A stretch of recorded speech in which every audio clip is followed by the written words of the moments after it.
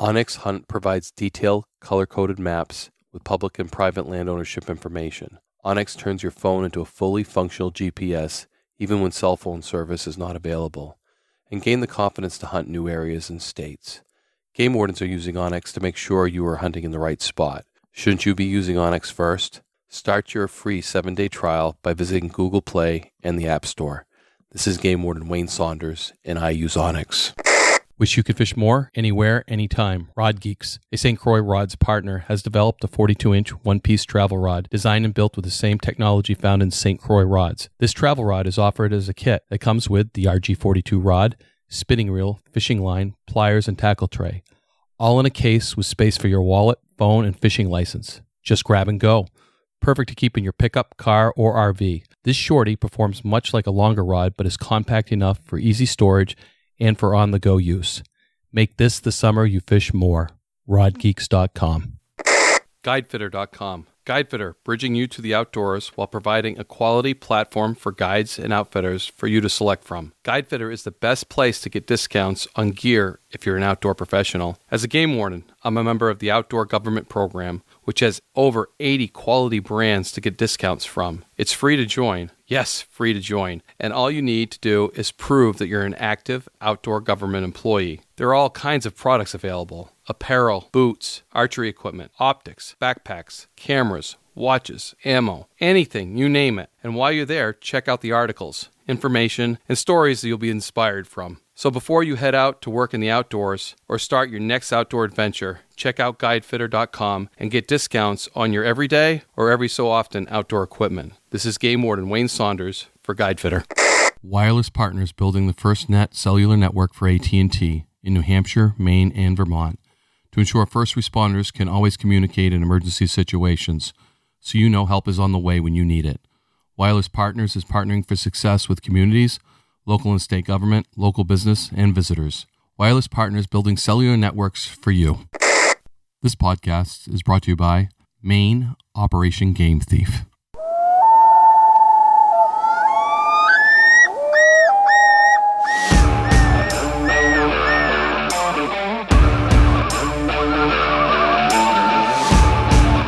Please join me, Game Warden Wayne Saunders, and other game wardens on our adventures protecting wildlife, saving lives, and having fun, all while serving the public and the natural resources of our planet. Listen to the tales and experiences of those who work in the outdoors while being entertained with stories about encounters with poachers, wildlife investigation, murder investigation, near-death experiences, search and rescue missions, wildlife interactions from game wardens around the country and around the world. When I retired, I realized I couldn't let go of that legacy, but rather wanted to share the passion, the commitment, and the stories of those men and women that call themselves game wardens. This is Game Warden Wayne Saunders, and this is Warden's Watch. And this podcast is with Ron Ollis, who is currently Ohio's Division of Wildlife Special Operations Supervisor. Is that right, Ron? Correct. Great. And what does that job entail? Because that sounds probably pretty important. To some people, it might be. Yeah. Basically, I oversee our large statewide investigations. That's kind of all those things that fall under me. Large overt cases, covert cases, all those things kind of come under my perusal. And then I have other duties as well. I'm the state's permit person, the ginseng coordinator. Duties as assigned, right? The other duties as assigned. That small writing at the bottom of your, duties as assigned. The tip coordinator. The tip coordinator, which tip, for those that don't know, turn into poacher. Correct. So, and I love that acronym. We talked to Jen from Michigan, and they have a RAP program. I think it's the only RAP program, and it's Report All Poaching. Right. I always preach my branding thing that we all should be the same, all branding the same thing. So, but it's going to take years to change that. The West did a good job at that. The West. Operation Game Thief. Yes, Operation Game Thief has been branded well, no doubt. So, and there's a lot of those out there. So, but TIP is, how many states do you think have a TIP program? Oh, TIP, it's that name? Yes. Oh, no idea, but I know there's a handful of them. There is a handful of them, because I think that was probably the next most popular after Operation Game Thief is turning a poacher tip, which is pretty cool because it's a tip. Exactly. So that whoever did that was the whole idea. Did a good plan, and it came out fairly good. So we've been around since 81. Yeah. Someone was thinking back in the 80s. Right. And I think our Operation Game Thief started in 87. And it was just another spin, and people decided what they were going to jump on. And, because if Texas and Maine are Operation Game Thieves, they help brand New Hampshire because we're an Operation Game Thief as well. There's my little branding explanation. But the real reason I wanted to talk to Ron today is because Ohio had its biggest deer case in its history it started in 2016, right, Ron? Correct. And finished adjudicating last September. So 2018, September of 2018 was the final court proceedings, right? Took about 2.5 years. 2.5 years just to prosecute it. Just to prosecute it. Yeah. That's crazy. But when you guys start hearing how in depth this wildlife investigation was, you'll understand why it took 2.5 years to move through the court system, and how many players were involved. And you guys gave that a kind of a catchy name too, didn't you? Yeah, Operation North Coast. Operation North Coast, because Ohio has a North Coast. Ohio has a North Coast. Okay. You never think of Ohio having a North Coast, but I'll give it to you. Yeah, on shores of Lake Erie. So, shores of Lake Erie. We had multiple cases. Some of them were interrelated, and they were all counties. Every case had an element that had that touched the North Coast. Lake Erie, touched the North Coast. Did you come up with that name yourself? I did not. Okay. I did not. One of those smart investigators that I have came up with that one. You had to approve it though, didn't you? Oh, absolutely. Okay, yeah. So you approved the Operation North Coast. Let's get into it. Can you just start off where it started? Yeah. Well, the amount of deer heads confiscated, it's a shocking picture to say the least, but it's a success story that the Ohio game wardens were able to do this. So thank you, Ohio. Appreciate it. Appreciate Ron Ollis doing the podcast with me. And there's another thank you I'm going to do. I want to thank Wireless Partners. Wireless Partners is a company that I worked for when I sold Internet Trail Runner. Since then, it's been sold. But they bought on to Warden's Watch podcast from the beginning, and they really bought on to me. Bob Paraso, who is the president, is just an outstanding veteran and an outstanding owner. This company's veteran-owned, and he leads it, and they invested in me, and I just wanted to say thank you for that. I really appreciate getting me off my feet, and now I'm probably looking for someone else to fill their shoes. So if you know somebody that wants to advertise on Warden's Watch, have them reach out to me. Thank you. Episode 20, Operation North Coast, Ohio. As I said, the case has multiple aspects. And for Ohio, if you don't know Ohio, the Lake Erie runs pretty much the entire north side of it. And it's full of walleye. Full of walleye, especially right now. I fished there, and I also baited there myself because I got sick out there. Yeah. It was the choppiest day I've ever seen, and my wife kept having me bait those little things to jig up or bait, and I was looking down and up down. Yeah, I fed the fish on Lake Erie, but what an awesome lake, and what a fishery too. The fishery is phenomenal right now. We've had a couple of record hatches, and the fishing is great. Yeah, I want to go back there to walleye fish because that day didn't do it justice. We only caught a couple, but I wasn't feeling that good. But gotcha. Yeah. So and walleye play into the case a little bit. Good. Perch and walleye on Lake Erie. We had folks who were sport catching fish out of the lake and commercializing that.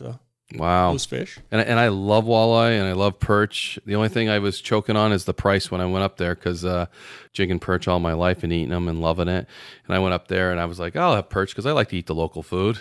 And it was $18 for fish and chips when it was perch. I'm like, ouch. You know how many people in northern New Hampshire throw perch away? They think it's a trash fish. I'm like, did they know it was $18 a pound? And, Ohio, they'd be driving to Ohio with their perch. Oh, yeah. Yeah, perch is pricey. Yes, it is. And there's not a lot of places you can get it either commercially. Yeah, no. And that's a sustainable fishery? Yes. Yeah, we still have a commercial fishery on Lake Erie for perch. Wow. And walleye? Not for walleye. Okay, so that's all recreational. Correct. Commercial fish or commercial walleye are coming out of Canada. Okay. Canada share that resource with us. Right. But so they commercially fish them and you don't. Right. Well, they don't have the sport fishery that we do. Oh. So when you look at on the Great Lakes, and we're totally off topic here. I know we're totally off topipic, Great and Lakes Fishery everybody Commission. forgive me we start this case, and then I just talk about Lake Erie because the time I spent up there was awesome, and I had a good time. And Ron had us over his house. We shot skeet in his backyard, and my son was ecstatic about that. So, I love that. It's Lake Erie, so I want to get back there Good and fish experiences walleye. in Ohio, remember that. Exactly. That's the take-home message. But we share that lake with, Pennsylvania, New York, Ontario, Michigan, Ohio. Yeah. And so we, the Great Lakes Fishery Commission, and they total allowable catches and how that's divided up. And for Ohio, all of our catch goes for walleye, goes to sport fishermen. Yeah. In Canada, they give some to sport fishermen, but I think most of their catch goes to the commercial netters, just because they don't have the sport fishermen like we do on the state side. So. In Pennsylvania, do you know what they do? Pennsylvania only has a small, they don't have a commercial fishery for walleye. Okay, so it's all sport fish, but they have a pretty small sliver of the lake, and same thing for New York. They have a pretty small sliver of the lake. So there's pretty much all sport fishing on the U.S. side. Yes, correct. And that's worked out well through the years? It's worked out well. Yeah, we have good relationships there. That the commission, so to speak, great governing body. It's international between the U.S. and Canada, and a lot of good things come out of that. A lot of great research and sharing of the resource, equitably. Right, that's the big thing. And after a couple record years, you're doing something right. Yeah.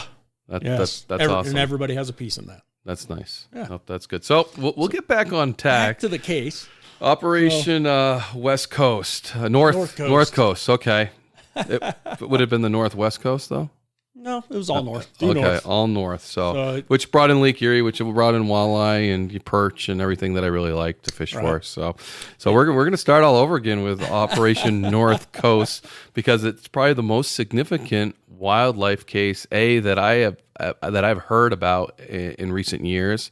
The biggest case in Ohio and the biggest case in your tenure? In my tenure, absolutely. And that's 27 years. 27 years.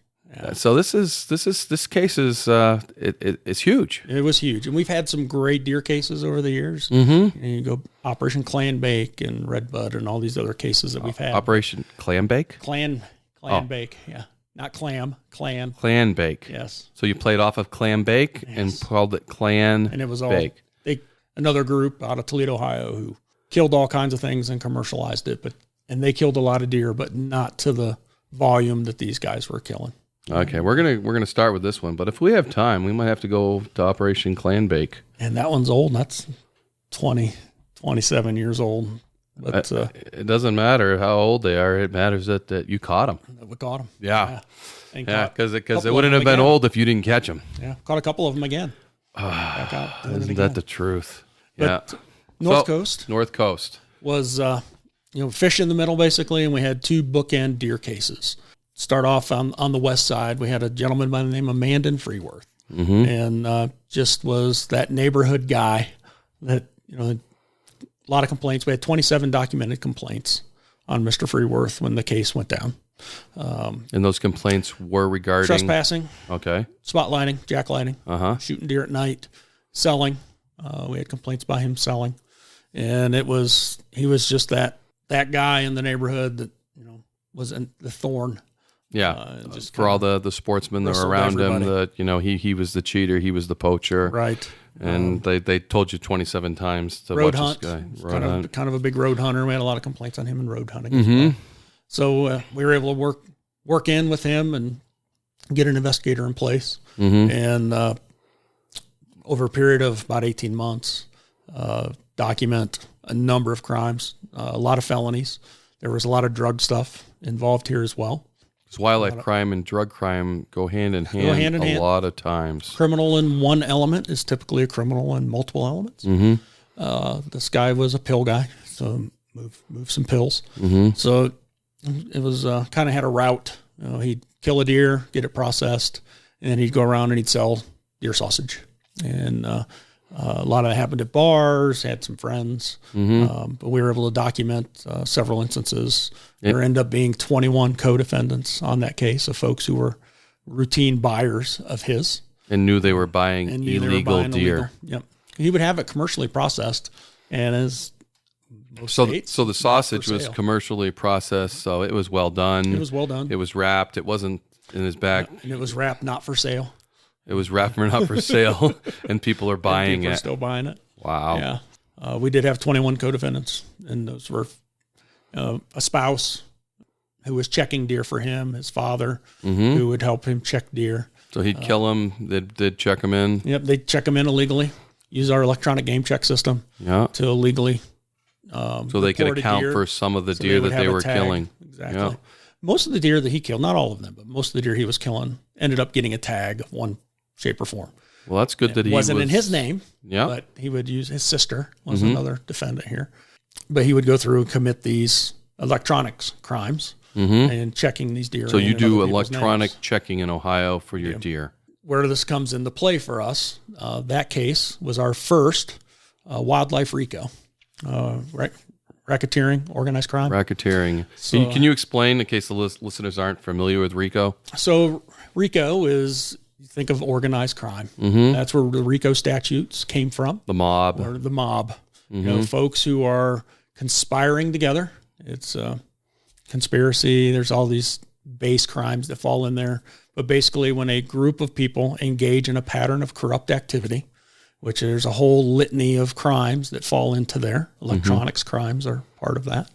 And they basically work together in concert to act in an enterprise and to profit from it. So commit a bunch of illegal acts to profit in one way, shape, or form as a group. And that's where the RICO statutes came from. You can go back to the 20s and 30s. That's where those were all born. Exactly. And that's how they caught mobsters, was the RICO. That's how they got mobsters. And we still have them on the books today. Exactly. So you would use all these smaller associated crimes, and then there's the engage in a pattern of corrupt activity. That's the RICO.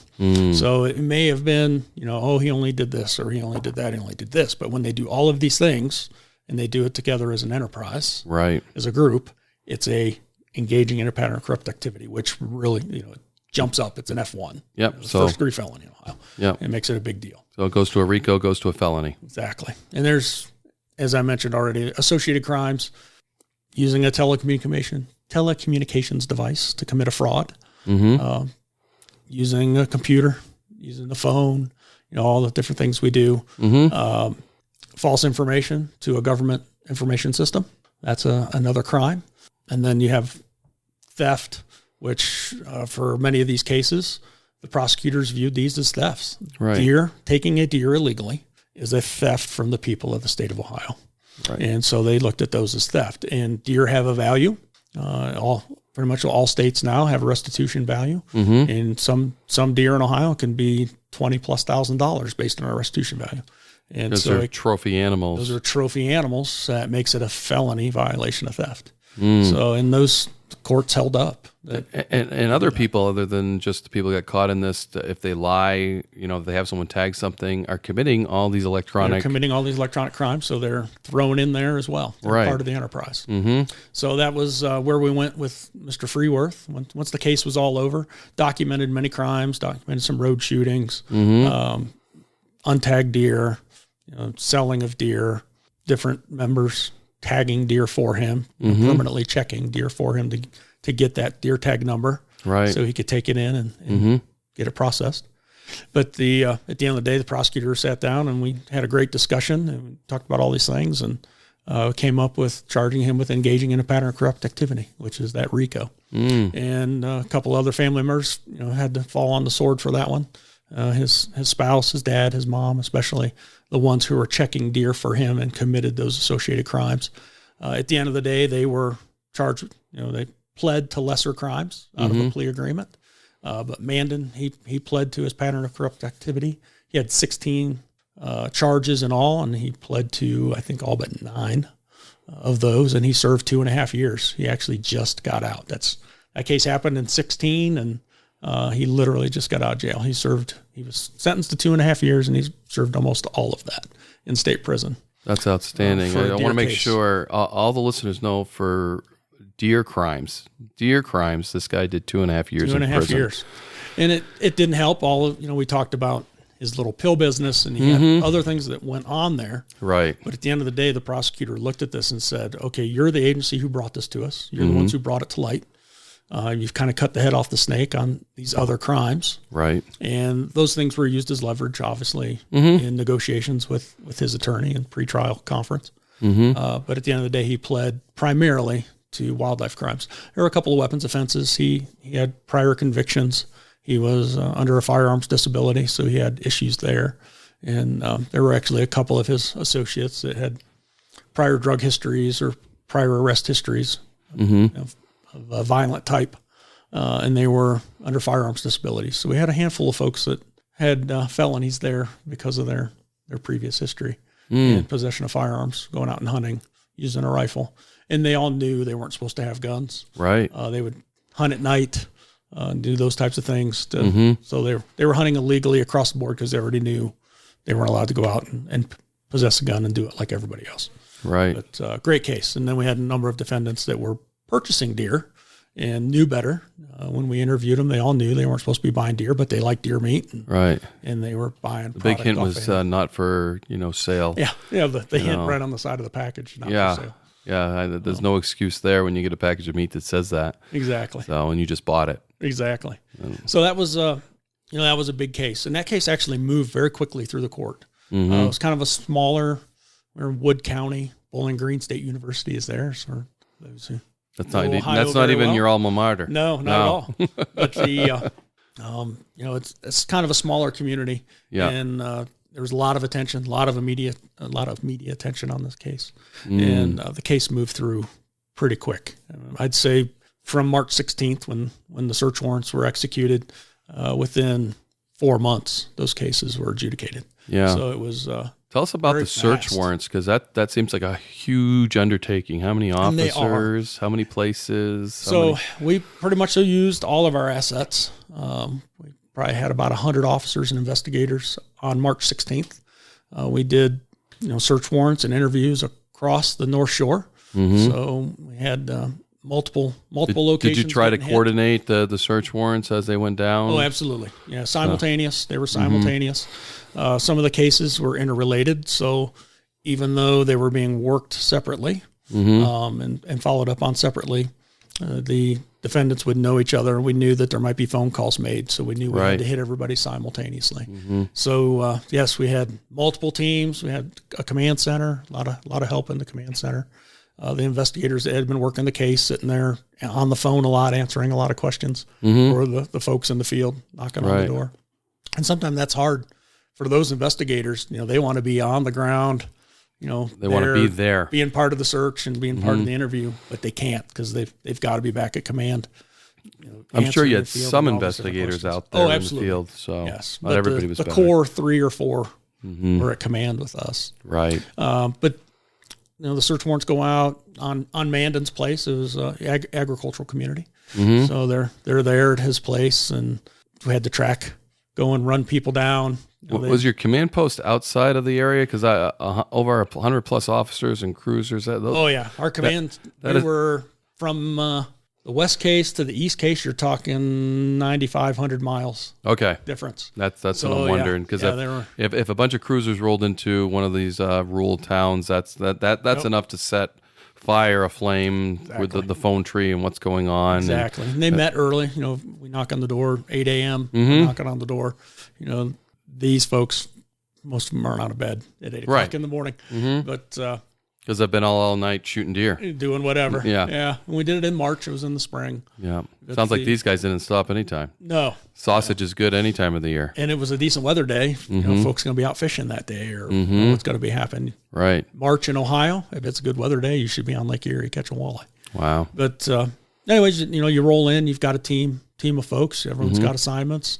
Some are searchers. Some are walking around with the video camera, video documenting, interviewers, doing interviews.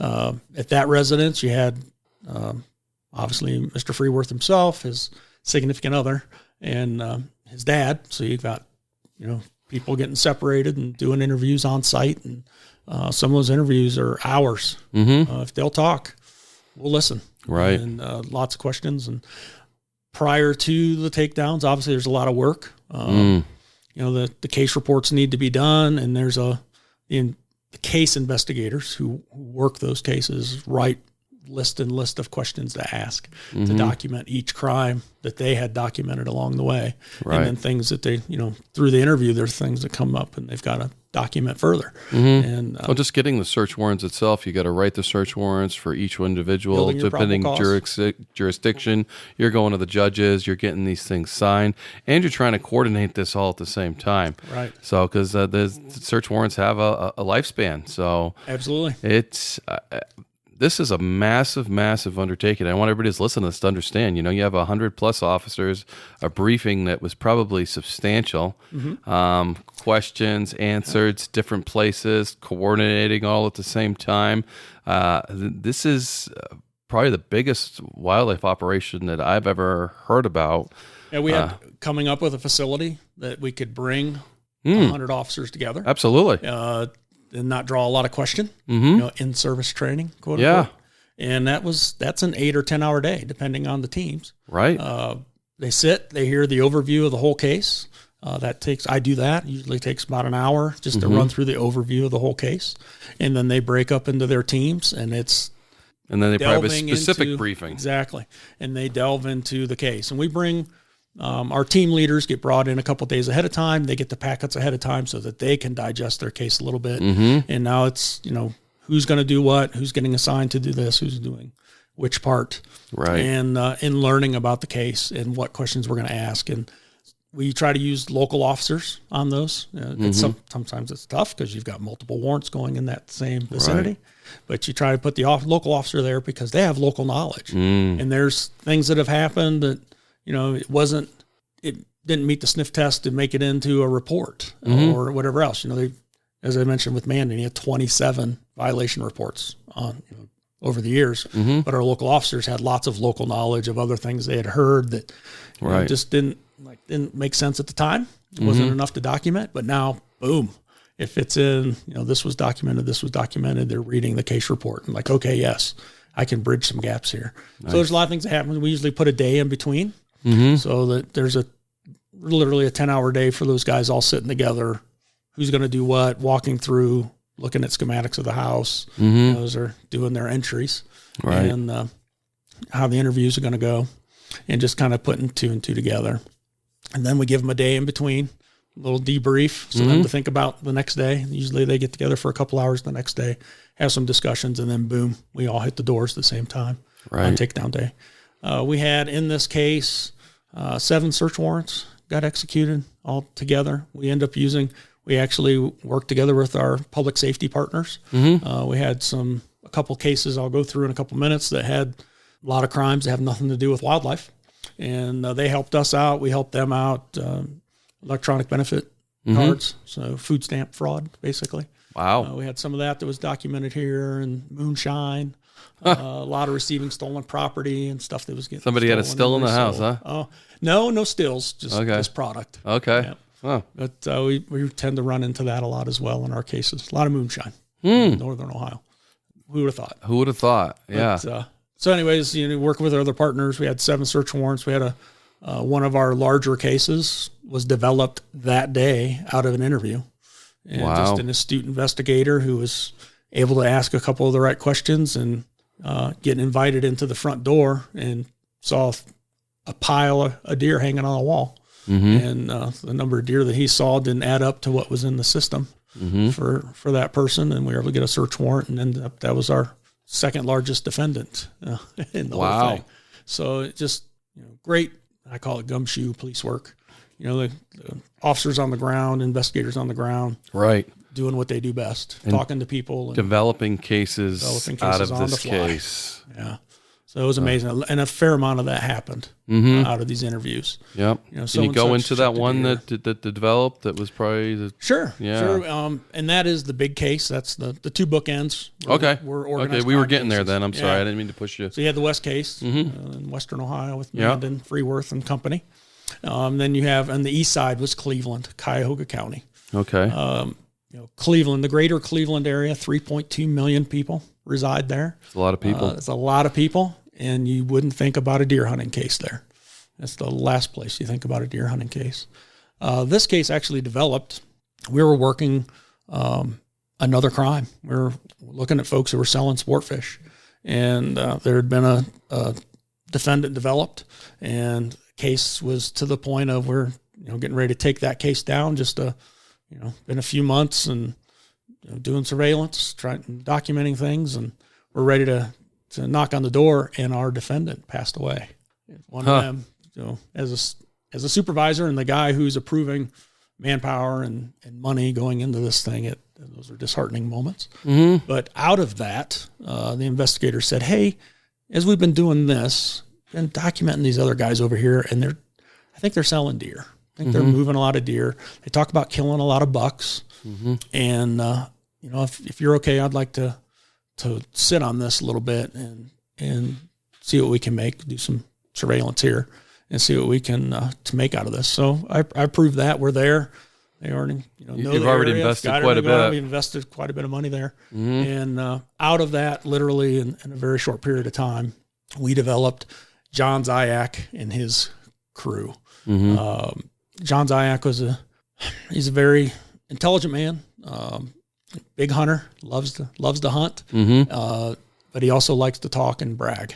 And that's, as we see with so many of these cases, what get people in trouble. Uh-huh. But he was pretty open about the deer that he would kill and the numbers of deer that he would kill.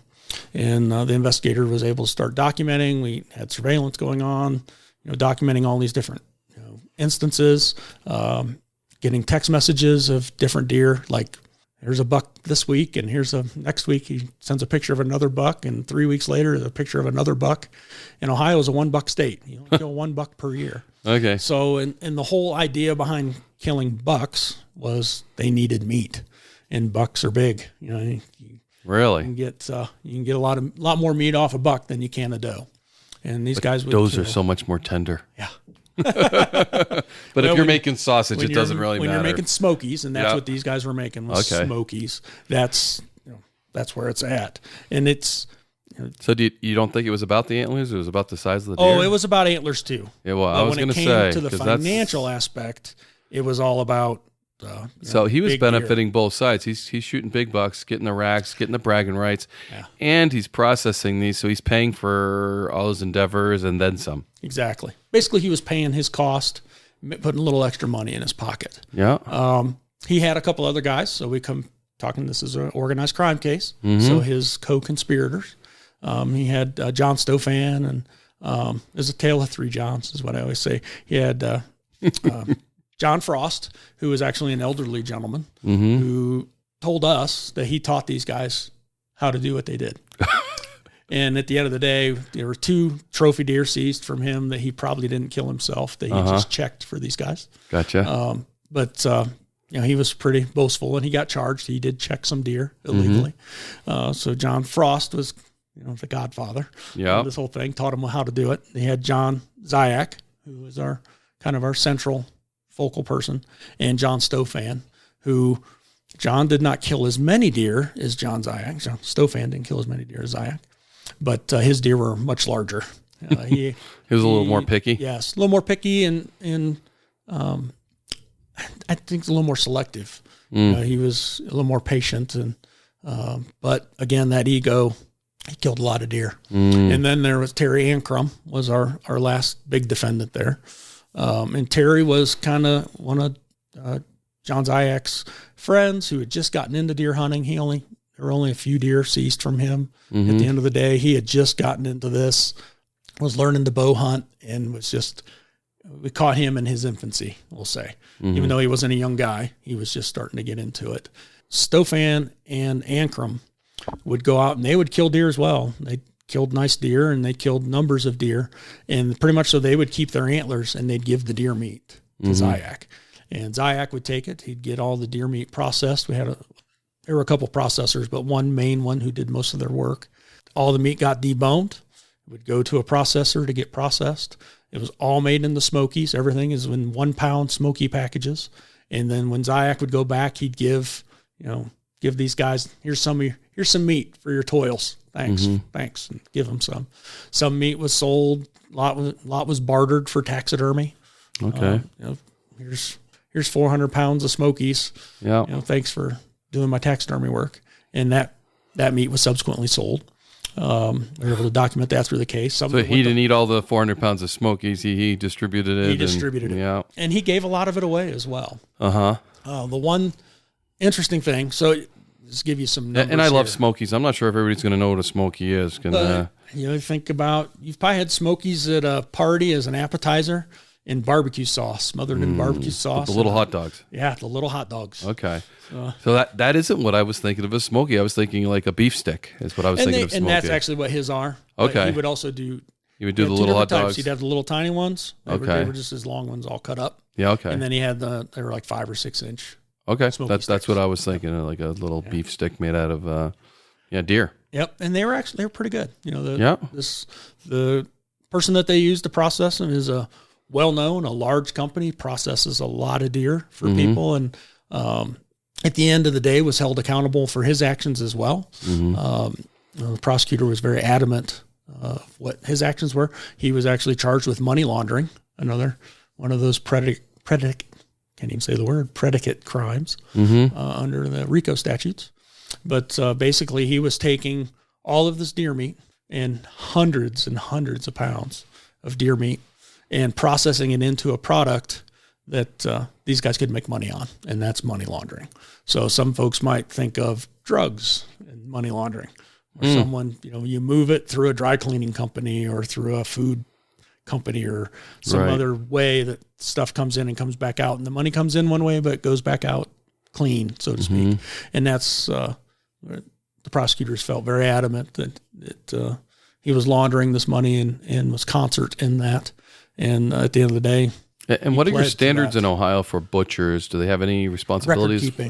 Record keeping for wildlife. For wildlife. So if they're taking deer in, they've got name, address, deer tag number, the date that it comes in, the date that it comes out. Those are basically the requirements for us. Where the prosecutors went and we agree, we did all the work for them. He would show up with 270 pounds of deer meat, boned out deer meat, and have 2 deer tags. Well, that's impossible. We like to boast about our big deer, but they're not that big. They're not that big. So we had to do a lot of work. And a professional butcher of all people. Yes. I mean, we as laymen can say, yeah, it's not that big. That doesn't sound right. So, but and a butcher who does this every day, butchers thousands of deer a year, should know better. There's a higher expectation there for sure. Exactly. And at the end of the day, so we seized deer back 15, 20 years. We seized everything because there was all kinds of illegal stuff that he possessed illegally, untagged deer, stuff he couldn't account for. But we only basically went back 2 years. That was on the misdemeanor side. There's 2-year statute of limitations. We went back and we looked. Some awesome things. So that the search team shows up, Investigator Klosterman and her crew. They show up at John's house, and remember this ego I was talking about. He wants to talk. And he knew, he starts chatting, and then pretty quick, it's like, I got nothing to say to you guys because you're here to clean my house out. And there were 48 or so deer mounts just in one great room mounted on the walls. This guy was all about his ill gains. 48 deer mounts in a room. On one room on a handful of walls. Amazing. I think altogether we took 60 some deer out of his home. Wow. So, and he had only been hunting since the late 80s, and we're a $1 per year state. So the math doesn't add up there. Right. Just to help you out, Wayne. Yeah, no, I was trying to add it up. You could see that. And I wasn't getting there. I'm like, how many who should he have hanging in there? Not that many. So. Exactly. So it's out of the search warrants and out of the case, just between the big 3. So John Zayak, John Stofan, and Terry Ankrum. We were able to document that 23 bucks and 17 does were taken in 2 hunting seasons. So legally they could take 3, and they took 23. That's what we were able to document and prove. So these guys were killing a lot of deer, and all of those deer were killed basically inner city in neighborhoods where there's a little gully or whatever that runs down between the houses. And, and there's a lot of deer. Don't get me wrong. That was one of the things we had to come up against here. One of the judge in the case hit a deer on the road coming to work one day. Well, it wasn't real thrilled with deer. Wasn't real thrilled with deer. And a lot of people, there are folks who felt that he should get an award. because of that. And that's just public perception. And then you had the sporting community who was outraged over this whole thing. And especially trophy bucks getting killed and taking opportunity away from them. Yeah, right. And we had some big deer. I mean, there's one of the deer who ended up actually going back. It was a legal harvest, was a $19,000 deer in Ohio. And that was actually one of Mr. Stofan's. Beautiful deer, dropped tine. We seized it and ended up giving it back at the end of the day. He was able to show prove us that it was legal. We were able to go back through our system and document that was a legal deer. And kind of was one of the last deer he killed before he went to the other side and started killing multiple bucks. But total number of deer. Deserve it. Exactly. Total number of deer that we were able to show our processor handling was 44 deer. They were handled by the processor. Illegal deer that we could confirm were 19 that went through his shop.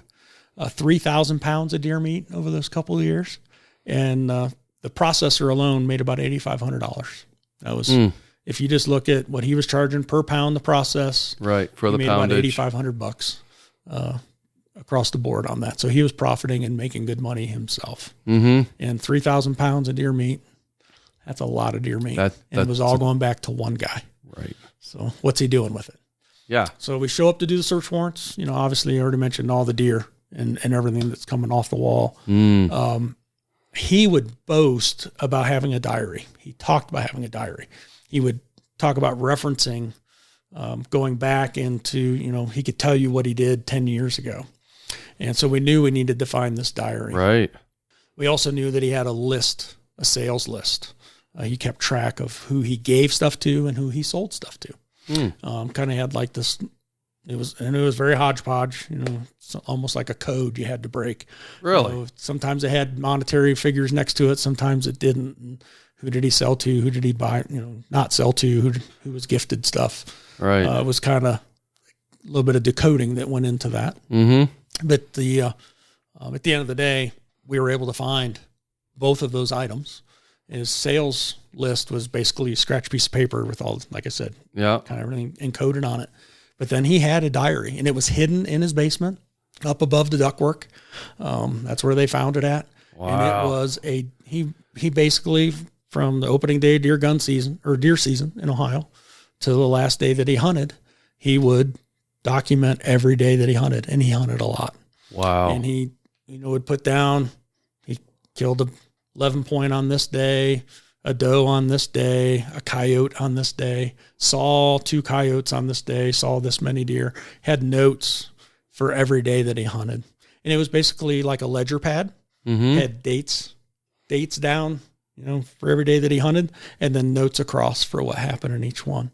And we were able to compare those. One of the things that we found going through our harvest records, he may have killed a deer. We were able to document that he killed a deer, but stuff just wouldn't add up, or who checked that deer for him, and looking at family members and close friends and known associates, and trying to okay, here's a deer that got killed, and this person checked it, and when we get to the diary, he killed that deer. That deer was killed here, and then obviously through the interview process, if folks came clean, yes, I checked that deer for him. No, I don't hunt.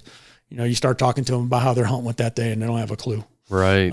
Folks that were non-hunters themselves. And there were some family members got wrapped up in that. They were pretty upset with dad or a husband. Right. Those types of things. What a gold mine to find a diary like that that tells you every day, and then you can go back and cross-reference and reference and cross-reference, and that's a lot of work. One of these guys was divorced, and his ex-wife still checked deer. When we talked to her, she hadn't hunted in years. So he was getting licenses in her name and using her tags. And she had no clue. She had no clue. Yeah. So it was a fair number of that stuff that was going on, and absentee children. It was all kinds of different folks that were checking deer. So you think March 16th, this all goes down. All of this information. We've got all this evidence to process. We've got all these deer. Some have tags, some don't. Investigating the tags. Where did this tag come from? Right. Some of the tags we knew were wrong. We had an old metal tag system for years, and the tags were cut. So they were being used several times. We had metal tags on bucks that were, once we go back through and we check, metal tags on bucks that were a doe that was harvested in the system. So that that's a dirty deer. Mm-hmm. Got to prove your legal ownership of that deer. Right. So there was a lot of investigative work that went into that, and there were a lot of people that had to do it. And tedious work too. Yeah, exactly. And it was Investigator Klosterman, Investigator Rice, my crew. Everyone was all hands on deck. Mm-hmm. But it took months. We went back in October. We seized 11 phones in this case, and going through all their pictures and their text messages and all those things, and all these new things developed that you had no clue about. And pictures of deer and text messages about deer and text messages from people sending pictures of illegal deer that you weren't even part of your case. Exactly. But you looked into that. Yes. So now that's a follow-up that needs to happen, and assigning those to, sending those out to the county wildlife officers for them to follow up on and handle. So it was a lot of work. And then going through that sales list, we did 41 interviews in October. So subsequent to this case. So everything that we developed, wanted to go talk to a bunch of the people who either received deer meat and we didn't know why, or received deer meat and had a price tag next to them, how much money was owed or whatever else. So going through and talking to those folks and talk to the prosecutor ahead of time, we were able to talk to these folks, hey, just tell us what happened.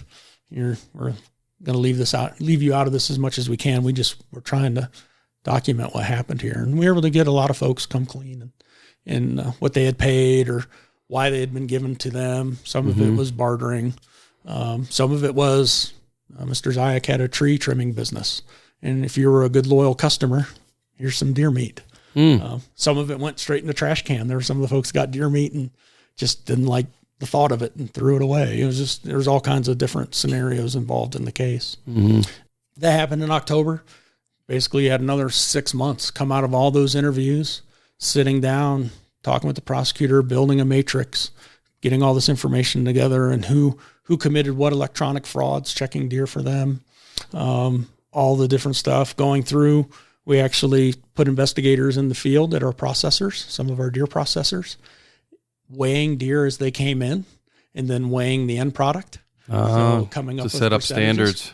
Standardizing a yearly, I don't have those numbers with me, but we're pretty good in Ohio right now. We can tell you that a yearling doe comes in about this weight, and this is the percentage of meat you're going to get off that deer when it leaves the butcher shop. Wow. And a 2-year-old doe, a large buck, we can tell you about how much meat should come off of that, and we've used that in subsequent cases down the road. Things, the boneless meat thing. Right. Stuff isn't making sense, and we can say, now we know because it should be this ballpark for 2 deer tags. Right. That kind of thing. Because a lot of people can relate to that when they show up to the butcher and they have this small box of meat and they brought in this deer and they think they should get a lot more meat out of it. And they're like, I thought I was going to get more meat when, no, that's what you got when I take all the bones out. You get 50, 55 pounds back out of a decent sized deer. You did pretty darn good. Exactly. You had a good butcher. Right. Yeah, there's not as much deer meat on there. By the time you and the smaller ones are a whole lot less. I mean, a yearling doe, not much there. Real good and tender, mind you. 22, 25 pounds of deer meat. Yeah, but happy. When you're making sausage, they are absolutely right. It's all about the size. It's not about the tenderness because you're going to grind that up. Grind it up anyways. Wow. So that was that. That seems like an incredibly brief view of that case. But there were so many things that went into it. A lot of interviews. Did you do any of those interviews yourself? No, I did not. I'm back at command. You're back at command. Back at command, just kind of overseeing. Yes, no, do this, don't do that. We're not going to waste our time here. Communicating with the prosecutor. Right. At the end of the day, this case was so big. You can't. I still to this day, I don't have everything up top. I'm sitting here as we're talking. I'm looking at my laptop, like, oh yeah, here's some of these things. Right. Coordinating with deer scores. That's kind of we're going to pick this guy to score all the deer for us, and we're going to, here's where we're going to house. To assess a value on the deer. We had 113 deer mounts. Where are you going to house 113 deer mounts? Yeah, no kidding. Evidence facilities can't do that. So basically, we had to clean out a garage and take a whole garage. Lots of screws on the wall. And make sure no mice are going to be chewing them all up. Mice aren't going to chew on them. Make sure it's somewhat climate controlled so that they're, So if you never know, some of these deer might go back. All those deer might go back. You never know when you're going through this case. You got to house that evidence and try to keep it in the same way as you collected it. Those are the things keep me up at night. Yes, exactly. Because that's the types of things you are thinking about as the organizer, as the supervisor that's doing this massive mission. Executing these search warrants and doing all that. And I want to talk about the prosecutor a little. I'm sure you worked with him, because it takes a special prosecutor to pull this off. And I'm going through my mind, and I somebody that buys into fish and game law. And never had been around it in his life. Really? Never. So let me back up. Yeah, back up. John Stofan, I mentioned one of our other investigators making this case, just showing up to do an interview, and boom, a couple things are said and sees a couple things. And that was Kirk Kiefer, was our investigator there, and his team end up with a search warrant taking 35 deer heads out of John Stofan's house. But they find a marijuana grow. That was his second offense. He had been busted for a marijuana grow in the past. He was growing in his shed. But then he also had a pile of this. Now this is March. Yeah. But you could still see the deer pile in the backyard. He had a deer pile with a motion light on it off his shed. And that's, we had heard, there had been conversation that's where some of his big deer came from at night with a crossbow out the window. Yes. And those, because that's a way to kill big deer. Exactly. And at the end of the day, like I said, he had about half as many deer as Mr. Zayak, but his restitution value was, $20,000 more, because his deer were much bigger. Much bigger racks, much bigger deer. Exactly. The ones that came in to munch in the middle of the night, and he whacked them with a crossbow. Exactly. Yeah. So now we come to the prosecutor. We're dealing Cuyahoga County, big county, multiple courts. We started out with the municipal court prosecutor. Ann Eisenhauser is her name.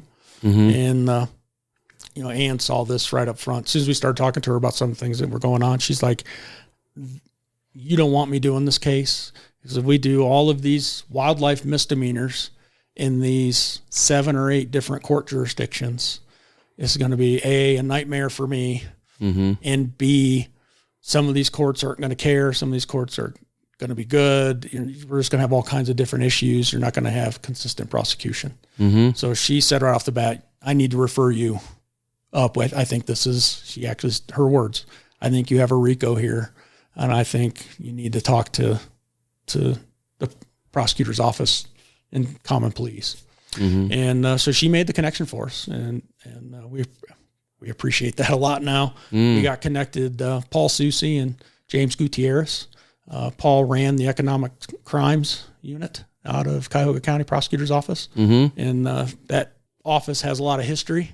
Mobsters go back into the early days of the mob. So they're very familiar with RICO. Yes, very familiar. That's what they do. And Paul gave us to Jim Gutierrez, who very able hands, never hunted a day in his life. Lived in rural quote unquote Cuyahoga County, was basically amongst the areas where these guys were hunting at. And he knew what we were talking about. Had seen deer, had a little bit of acreage himself, and knew all about the deer population down there. And that's the knowledge that he had, but he was not a hunter. And so we were able to, he'd helped us out on a fish case many years before, which was a great fish case. But he went through and he educate me, tell me why this is wrong, tell me why I should care. And we basically gave him a hunting digest, explained everything that we had, why we felt and why Ann had sent us up to him. These are the crimes that have been committed and why we think it's a RICO. And he could see it. He was able to put that together. And once, our second meeting, he was on board 100%. And he had gone through the hunting digest. He had been listening to our stories. He had talked to a couple of friends that were hunters, some fellow prosecutors that hunted, and they were just outraged and appalled. And he's like, maybe this is a bigger deal than I thought. Right. And he ran with the case, did a great job. And at the end of the day, prosecution wise, John Zayak, $50,000 assessment for his restitution. He lost a vehicle out of the deal, all of his equipment, all but I think 9 or 10 of his deer heads. Early stuff when he first started deer hunting. Those were legally taken and legally properly tagged, but pretty much everything else That's a nice forfeited. hit. 50 grand, lose your truck. 50 grand. And you think equipment. There are folks who are like, got a problem with this. We don't think that was enough.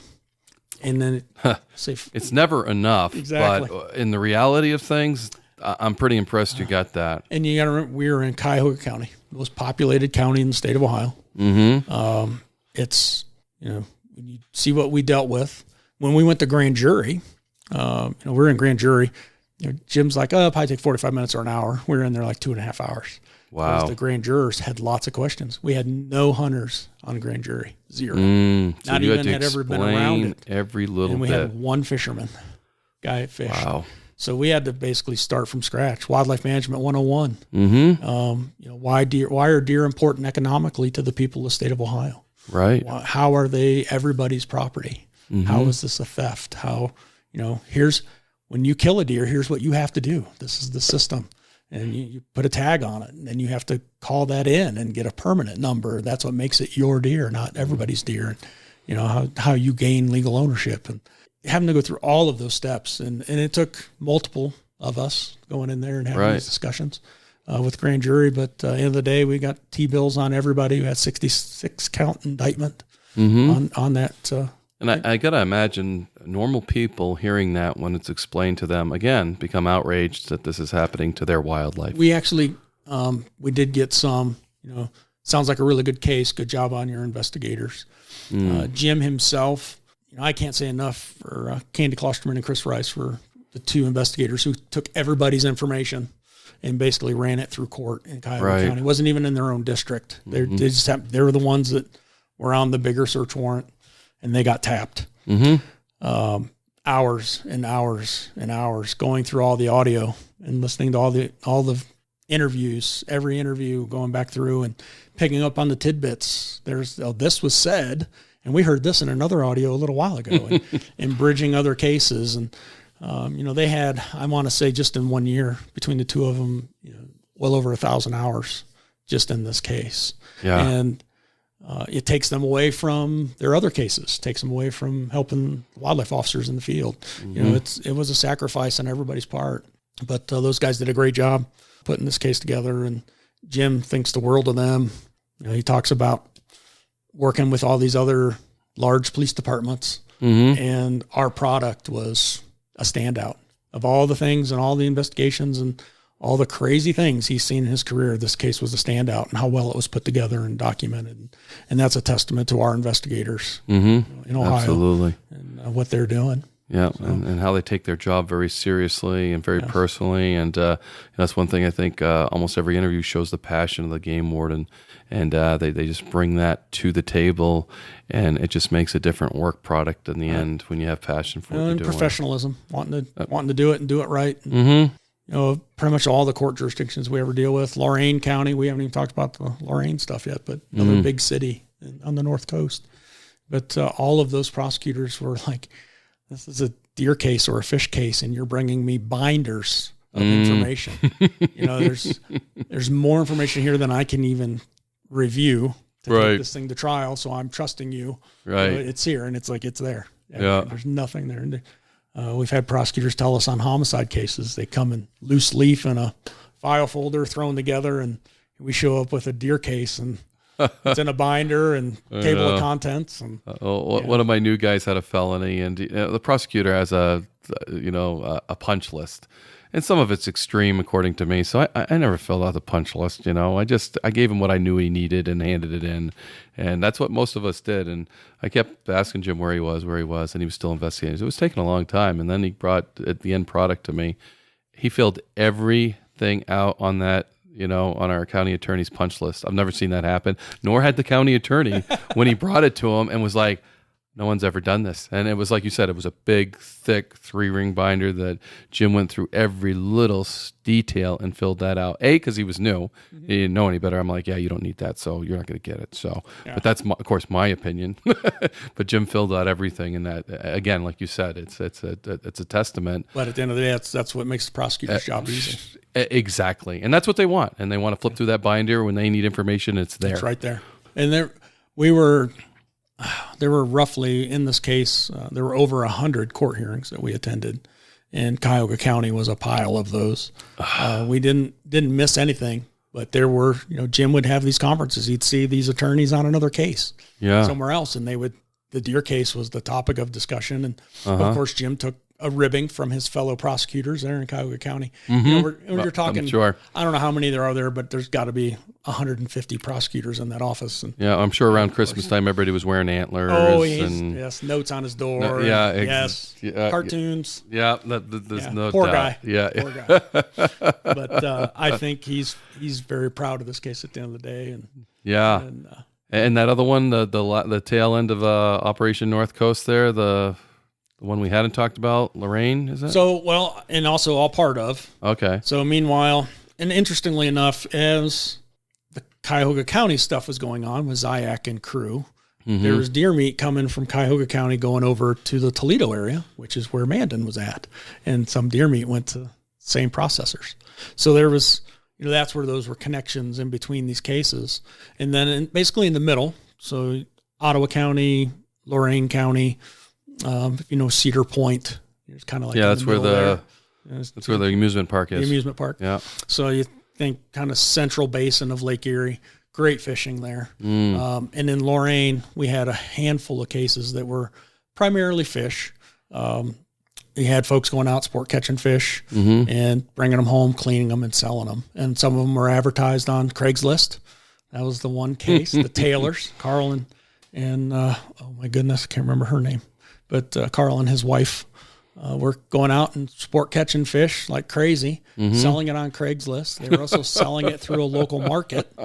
And that's where we ended up working with our partners at Public Safety, Liquor Controls, what they used to be called the Ohio Investigative Unit. Yeah. But those guys, they did some great work documenting the same stuff. They received, they had their own tips. We were able to use electronic benefit cards to purchase stuff and cash out and do all the fraud on those. Those guys did a great job on that case and helped us out with the Taylors. At the end of the day, Taylors were restitution for them was around $11,000 just in fish. Just in fish. Yes, that's how much fish. And they were selling it, like I said, on Craigslist. Folks had reached out to them, sent them emails, said, hey, you can't do this. It's illegal. And they didn't care. The response was basically, frank union. Yeah. Clean here on the air. Yeah. But, and that's what she said, mind your own business. All right. We're going to do what we want. So, made it pretty easy. Prosecutor like that. How about the market they were selling into? It was just a little market in downtown Lorraine, just in a neighborhood, and they sold everything else under the sun. But when public safety came in, we sent investigators to work with them, our commercial fish guys. And this is where the food stamps came in too, because you could use your food stamps for the walleye. There was moonshine too? Yeah, moonshine in this case, and that part of the store case. was selling moonshine? The store wasn't, but there was moonshine with other known associates right there. Gotcha. But public safety guys were able to go in, and they executed their own search warrants there along with ours. And we seized fish, a lot of fish out of the freezers in the store. They had stolen property that was being basically been stolen, taken to the store, and was being resold. And there was all kinds of crazy things that happened out of that store. And we had our defendants, and they had theirs. And it was a great information sharing and a great a testament to the agencies working together and those folks that did that. And that case was another one of those. It was so Loctite. All those folks pled out. Like there was an arraignment, first pretrial, everybody pled out. Like I said, Taylors were over about $11,000 in restitution alone, and no jail time or anything. Stuff hanging over their head, but no jail time to be served. Gotcha. We had a gentleman was a fish cutter in Lorraine. He went out, caught a lot of fish. We think he was skimming also off of the folks he was cutting fish for. And he was selling, we bought 136 pounds of fish off of him. Wow. Controlled buy. Yeah, 136 pounds in one controlled buy. And those are fillets? Those were all filleted fish. That's a lot of fish. 1, 2, and 3 pound packages. Wow. And, and he just wanted to unload it. And that was a Craigslist case. Man, that was a start out on Craigslist. So you see that stuff out there, folks, let us know. Yeah. Because it doesn't sit there for long. Yeah, call the Ohio tip line, turn the poacher. Exactly. So don't email them that you can't do that. Email Ohio Wildlife Division and let them know. Give them a tip. So they'll take care of it. They'll take care of it. And then we had a deer case in Lorraine as well. We had a campground, and they had a little bar in the campground, and they would sell deer products. They'd go out and hunt deer, process them, and they were selling stuff Smokies across the bar, Smokies and everything, jerky, you name it. They'd sell it out across the bar. And those guys was a father-son duo. They would sell it outright, sell product, or you could basically eat it at the bar. Right. And those guys get about $3,500. They were just killing deer, nothing, no trophies, nothing like that, just whatever they could get their hands on. And but again, not tagging deer, improperly tagging deer, all of those things, and those were good cases, great cases made by that team. And probably the last one we're talking about here, we had a guy down in Mansfield area. So he's an hour off the lake, but he lived at the lake. And he would double and triple trip on perch, which means catch a limit, come back in. What's the limit of perch? The limit of perch is 30. Catch 30 fish a day. So he would catch his limit, come in, dump those fish, go back out, catch another limit, come back in, and sometimes he'd go out on a triple trip. Jeez. But now they were biting, huh? And catching fish. Yeah. Doing well. But he was coming home, cleaning those fish. He had his own commercial set up, and he would sell those fish in the Mansfield area. He was, colorful is probably the best way. He's a real friendly guy. When we dealt with him, he was not very happy, but ended up with 3 different counts. He was one that was selling moonshine as well. He had sold some moonshine to an investigator. At the end of the day, just to tell you the quantity of fish. And you have a commercial perch. We have a commercial fishery. fish, but there's only very small. It's very limited. Okay, so there's limited licenses. Limited licensing, commercial gear. You're not allowed to sport catch. Right, but they could have been certainly, it was a good cover because there was a commercial. Oh, yeah. So, a lot of them are. And sometimes we get complaints about people selling fish illegally, and they turn out being legal fish that came from a commercial netter. Gotcha. But not the case here. Right. But we were able to get him charged on 3 felony counts of selling fish. He's got to get to that felony amount. Right. And $6,200 in restitution is what he was ordered to pay. The significant part about his case was that he fought this case all the way to the end. He was appealed and appealed and appealed different aspects of it. And we had this happen in a couple of the cases.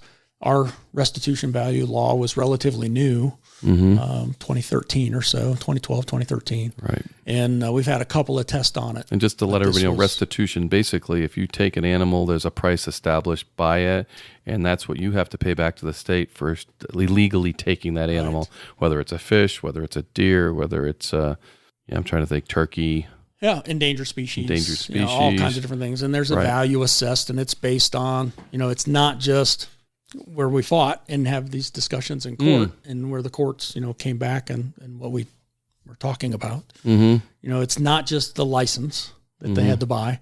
It's all the associated stuff. It's the hotels. It's boat gas. It's the food people buy. Think of all those tourism dollars that for people who come to Lake Erie and fish. Our management costs. What we're doing on the lake and all the things that happen there. Lake Erie, the Ohio portion of Lake Erie is a $700 million a year fishery. It's huge. And we know roughly how many fish come out of the lake. You start doing that math. Right. Perch is worth $20 in restitution value. And if you do the math, it's worth a lot more than $20 if you think about the economic value of Lake Erie. And all the jobs and all the associated, things that go along with that. So we were able to have all those discussions in court and went through the appeals process, and all of the appeals courts stood on our restitution value and how we established those values. And that was so he fought important. Every little thing. If he's fighting restitution, he's fighting everything. And he didn't have a high-end attorney. He had an attorney that kind of took this on his own and kind of did some of this stuff pro bono. Because had these questions himself, and he pushed it, and we won every appeal. And it's been a great boost in other cases. Right. It gives you so much more clout in other cases because here we have case law now saying that, It's having that case law has been big for us. And, you get other cases down the road and they're not nearly as big. And you have attorneys for their defendants crying out that $20 fish is outrageous. Like, well, here's the case law. Read this appeal. this has been upheld in multiple cases already. So absolutely.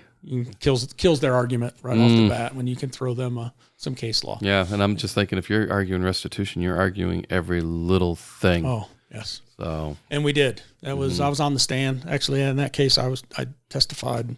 I was on the stand for about an hour. And was grilled. Yeah, and even the judge asked some questions, which was, you don't see that very often. Right.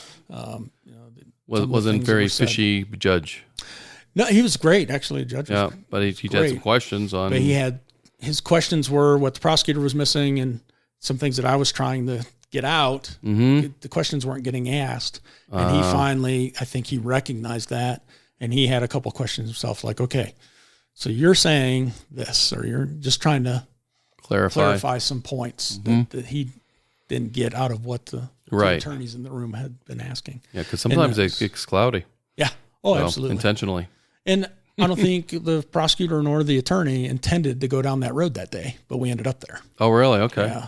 And it was neat. We had a couple of reporters in the room that day, so there was some good media attention that came out of that case.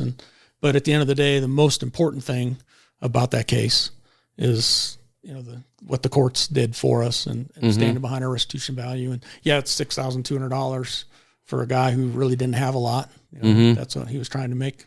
Right. That was quote unquote a living off of. But, and he's paid. He paid his restitution off pretty quick. So, took care of business, but it's all the other stuff associated. That case was important for more than just the impact on the resource. Gotcha. It's all the other associated things that happened out of that case. Yeah. And that kind of, like I said, it seems like there's a ton of little stories in this case and things and offshoots. I can imagine turkey cases and other fish cases, and over 100 officers involved. The time, the effort, a lot of reports to review, lots of of course. There's a case here, there's a case there, shoot off here, a turkey here. Yes. Yeah, no, that's how these big cases. And it sounds like you went down every question, every road, every turkey, every fish, every deer, and you investigated to make sure it was taken legally. And if it wasn't, you charged it. Exactly. Yeah. And then at the end of the day, a lot of prosecutors, we dealt with a lot of courts, a lot of different prosecutors, and just trying to keep, I have my own access database just of all the stuff that was going on and trying to keep track. And and then you're trying to tally. At the end of the day, we haven't even gotten here yet. At the end of the day, the total restitution and fines in the case were about $133,000, and just trying to track all of those things and track who's on, folks who lost their licenses. There's about 9 years of license revocations that came out of this. Wow. 9 years just on Mandan, if I remember right. But you have all these different. We got to do forms to make sure that they're in the license system, and all the administrative stuff that goes with that. There's a lot of things that happen, a lot of behind the scenes, and it's not any one person you give credit to. It was no, that's a huge team. It was a team effort by everybody, and those were two big RICOs for us. We about a year later end up having investigators in our District 3, kind of our Akron, Northeast Ohio. Those guys did another wildlife RICO on guys that were killing deer illegally, and a TV show involved. An officer, police officer, was involved in that. Ended up losing his job ultimately over all this, all over a bunch of deer stuff, and that ended up being another RICO case. So we've seen that. Now we've had 4 in our agency history. One was commercial fish. Our first one years ago was a commercial fish case. Yeah, and we have these 3 big deer wildlife RICOs in a short period of time, and very effective. They've been great cases for us, and kind of a new, it's 2019. Some of our laws are, I'm not going to say antiquated, but we've been doing business the same way for a long time. Time to look at things differently and prosecute these cases differently, and make these cases what they are. They are fraud. They are thefts from people of the state of Ohio or whatever state you happen to be from, and all these electronic crimes that they're committing in the course of doing these other illegal things, and it's prosecuting for what they are. Exactly. And make an impact. Yeah. And if I'm a sportsman in Ohio, I'm ecstatic that you're doing this. I am extremely happy to hear about this and the prosecutions, and that you're stopping poaching. Yeah. And what's funny, we get ton of great feedback when you hear about this case, or I talk to people, and I've gone to some conservation clubs and highlighted this case for the officers in the field, asked me to come to them, and everyone accolades. Everyone's so happy about the case, but that's all they got. Yeah. And it's unusual to hear, when you hear these guys, basically a handful of defendants, 36 defendants in all. Most of them were buyers and low level folks, got $100 fine and moved on. And there's $133,000 in fines and restitution. That's pretty significant. No, I would agree. These folks, especially dealing with the court systems and that's having things assessed and such like that. Yeah. So, I think you did an outstanding job. To have someone go to jail for 2.5 years for a wildlife violation is incredible. Right. That just goes to show the good hard work you did in it and the significance of the case. So, it's to me, it's you got what you got, because if you want more, of course. Yeah. Every sportsman, every officer wants more, but when the reality comes down to it, we don't have a lot of say in that. Yeah.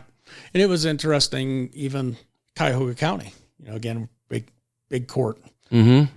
We had to show up and we would sit in waiting for our cases to get called, and you're listening rape cases, murder, assaults. I want any murder cases. No murders, not that day. Homicide or assaults, serious assaults. Mm-hmm. All these different cases that we would hear, and then all these guys up for this deer case, and it was definitely, you can see where in the courts, they're like, okay, we changing gears here. We're going from all these serious crimes against people now to crimes against society. Right, and it was you could see it, and sometimes it's not taken as seriously. Exactly. And sometimes it's taken just as seriously or even more seriously, because the person listening understands the environment, understands the importance of wildlife, and understands the importance of the work that's getting done there. So, and that's what hopefully we're going to, send that message out, because, once it's gone, it's gone. Exactly. So we got to take this serious. Exactly. And there's municipalities in Cleveland that allow hunting there, and which is hard to believe. You can see skyscrapers and you're allowed to hunt there. It's a great thing that those municipalities are doing. And there's some pretty significant animals there too. And there are some spectacular bucks coming out of that area. And when it's done right, it's a great tool for us. But just make sure everybody's doing it right. It's fair and equitable for everybody. And then the judge isn't hitting the deer on the way to work if we're in there harvesting them. So it works out. So. But hey, Ron, thanks a lot for taking your time and going over this case, because the biggest deer case in Ohio is something that everybody should hear, every place. Hopefully, I can do this with every state, every big case like this. But when they see the pictures, every time I see that picture, I get overwhelmed. I'm just like, are you kidding me? Yeah. There's a lot of deer. There's a lot of deer. There's a lot of big deer. You took some serious players out. That resource is probably rebounding because of it. You did a great job for the sportsmen. You did a great job for wildlife. All of your whole team did, and that's why we do it. Outstanding. That's why we do it. That's exactly why we do it. So thanks for taking the time, sharing that specific story. At some point we'll get you back and we'll get your history and some other cases. So take care, man. Look forward to it.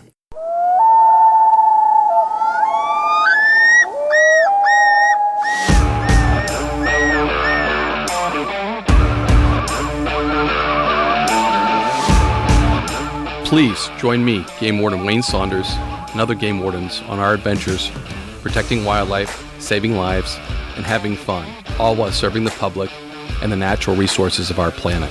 Listen to the tales and experiences of those who work in the outdoors while being entertained with stories about encounters with poachers, wildlife investigation, murder investigation, near-death experiences, search and rescue missions, wildlife interactions from game wardens around the country and around the world.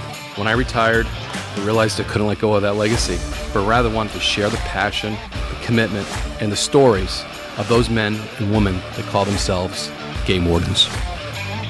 This is Game Warden Wayne Saunders, and this is Warden's Watch.